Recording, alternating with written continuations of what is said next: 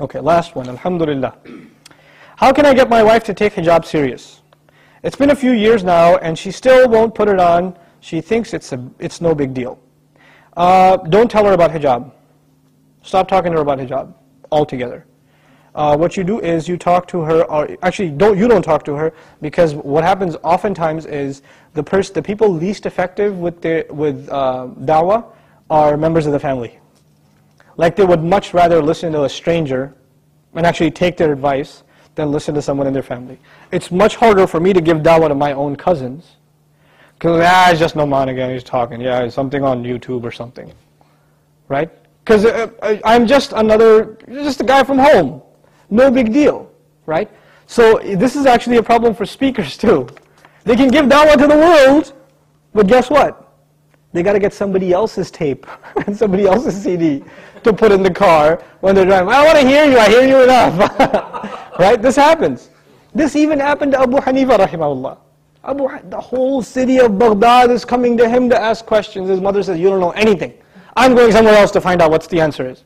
And where she used to go for the answer, that guy was a student of Abu Hanifa.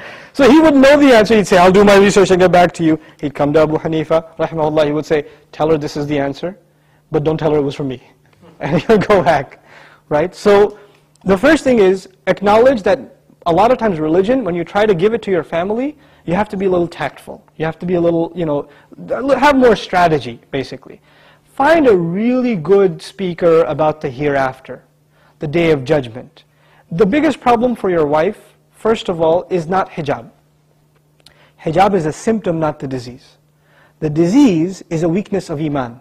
How do you strengthen iman? You strengthen iman with reminder. What's the most powerful reminder? Quran. If you look at the ayat of reminder in the Quran, what are they always talking about? The hereafter and the destruction of the people in the past. This is the powerful reminder.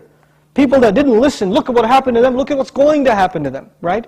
So, for example, a series on the hereafter, right? Somebody giving a really powerful khutbah on, how human beings have to struggle for salvation. A powerful reminder from Quran. If you make that a culture in the family, where every day, 15, 20 minutes, we're going to listen to something from the Quran in a powerful way. Right? There's plenty of speakers and resources available nowadays that you can listen to. Like, the Al-Laki series on the hereafter is great, I think. And I know people that got off their mortgages after listening to that CD. They got out of riba. It was that powerful.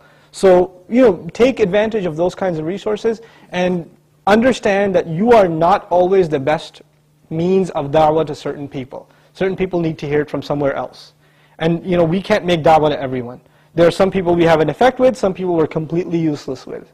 Right? So everybody has their audience. So inshallah ta'ala, that hopefully helps you with the situation of your spouse. And last thing I should say about that, my gut feeling is her problem isn't intellectual. Meaning it's not like she's not convinced it's important. It really is, she doesn't see the seriousness of obeying Allah in every last commandment.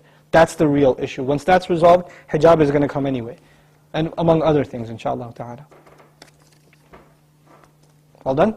سبحانك اللهم وبحمدك نشهد أن لا إله إلا أنت نستغفرك ونتوب إليك والسلام عليكم ورحمة الله. سبحان الله والحمد لله ولا إله إلا الله والله أكبر. سبحان الله والحمد لله ولا إله